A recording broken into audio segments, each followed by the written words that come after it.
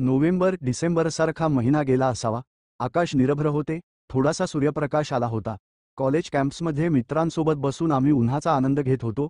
तसेच आम्ही मित्र इकडे तिकडे वस्तू फेकत होतो. असं म्हणून माझं लक्ष कॉलेजच्या मेन गेटजवळ गेलं.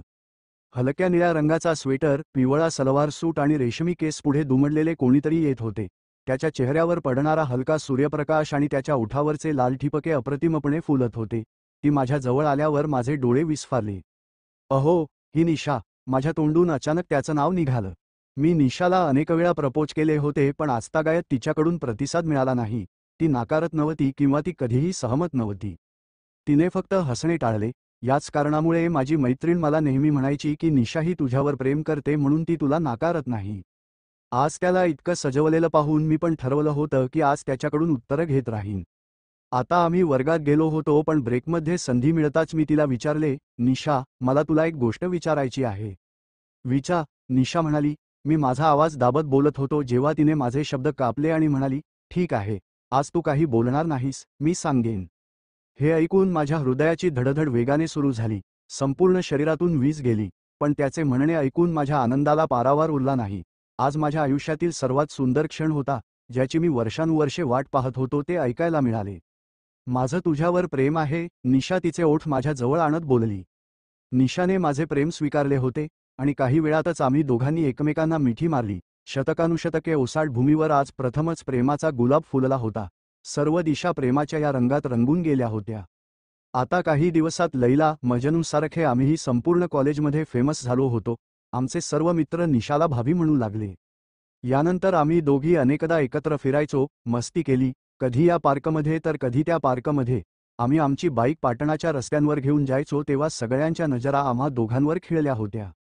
पण एक वेळ अशी आली की आमचं कॉलेज संपुष्टात येत होतं. आम्हा दोघांना वेगळे होण्याची भीती वाटत होती. मनात वेगवेगळे, आश्चर्यकारक विचार येत होते. कधी कधी आपल्याला वाटतं की आपण दोघांनी लग्न करावं, तर कधी आपल्याला आपल्या कुटुंबाच्या निर्णयाची भीती वाटते. आमचं कॉलेज संपल्यावर आम्ही दोघंही आपापल्या शहरात परत आलो, पण तिच्या आठवणींनी इथं जगणं कठीण झालं. बरेच दिवस काही करावेसे वाटत नव्हते. तो उदासपणे तिच्या चित्रांकडे बघत राहिला. भावंडांमध्ये मी सर्वात मोठा होतो, त्यामुळे मला लवकरात लवकर नोकरी मिळावी अशी जबाबदारी अभ्यासानंतर आली. मी सुद्धा माझे कर्तव्य पार पाडण्यासाठी सर्व काही करत होतो. हळूहळू निशाला विसरायचा प्रयत्न करू लागला. दरम्यान मला एका चांगल्या कंपनीकडून नोकरीची ऑफर आली. एवढ्या दिवसात निशा मला विसरली असावी असा विचार माझ्या मनात अनेकदा आला. पण मला वाटायचं की जेव्हा मी तिला विसरू शकत नाही तेव्हा ती मला कशी विसरली असेल.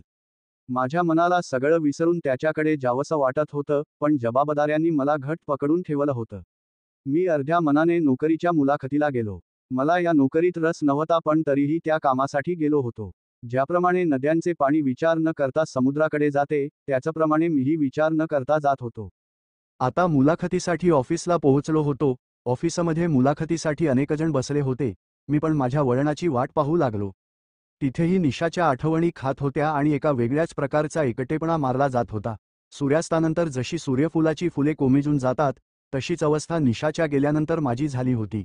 मी लोकांसोबत बसलो होतो, पण तरीही इथेही मला एकटं वाटत होतं. काही वेळाने माझीही पाळी आली. साहेब, तुम्हाला इंटरव्ह्यूसाठी आत बोलावले जात आहे. त्या कंपनीचा एक कर्मचारी माझ्याकडे आला आणि म्हणाला. ओके म्हणत मी ऑफिसचा दरवाजा हलके झकलून आत गेलो. मोठे डोळे, धीट चेहरा, चेहऱ्यावर कणखर स्वभाव आणि हलके पांढरे केस. एक व्यक्ती खुर्चीवर बसली होती. त्याने मला बसण्याचा इशारा केला आणि विचारले, तुझे नाव काय आहे? हो, राजू अग्रवाल, मी म्हणालो. यानंतर त्यांनी अनेक प्रश्न विचारले, ज्यांची मी पूर्ण आत्मविश्वासाने उत्तरे दिली. त्यांनी काही विचित्र प्रश्नही विचारले, जसे तुमचे वडील काय करतात, तुम्ही किती भावंडे आहात. या प्रश्नांशिवाय इतरही अनेक प्रश्न विचारले गेले, पण मी सर्व प्रश्नांची अचूक उत्तरे दिली. तुझं कोणावर तरी प्रेम आहे का? त्याचा प्रश्न ऐकून मला धक्काच बसला. चांगल्या नोकरीसाठी असा प्रश्न कोण विचारतो? या प्रश्नाचे उत्तर गप्प राहणे मला योग्य वाटले.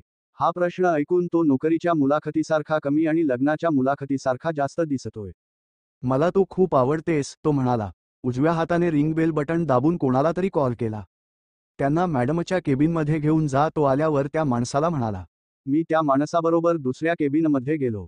माझं मन थिरकत होतं. मी मनात विचार करत होतो, मला नोकरी मिळेल की मला असेच परतावे लागेल. नोकरी मिळाली तर बरं, नाहीतर.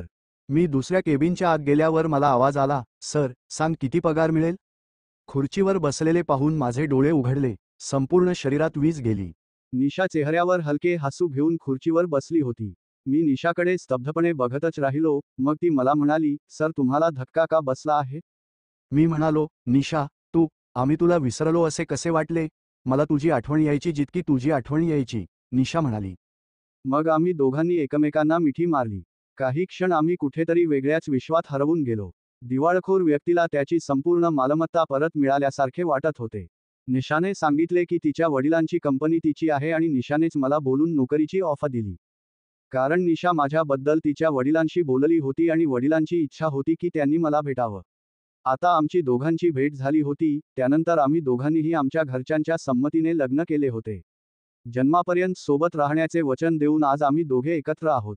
मला माझे पहिले प्रेम मिळाले याचा मला खूप आनंद आहे आणि मी देवाला प्रार्थना करतो की मला माझ्या पुढील आयुष्यातही अशीच प्रेमळ निशा मिळो. मला हे तारे नको आहेत, मला हे झरे नको आहेत. तू सदैव माझ्यासोबत रहा, ही तुझ्या प्रियकराची इच्छा आहे.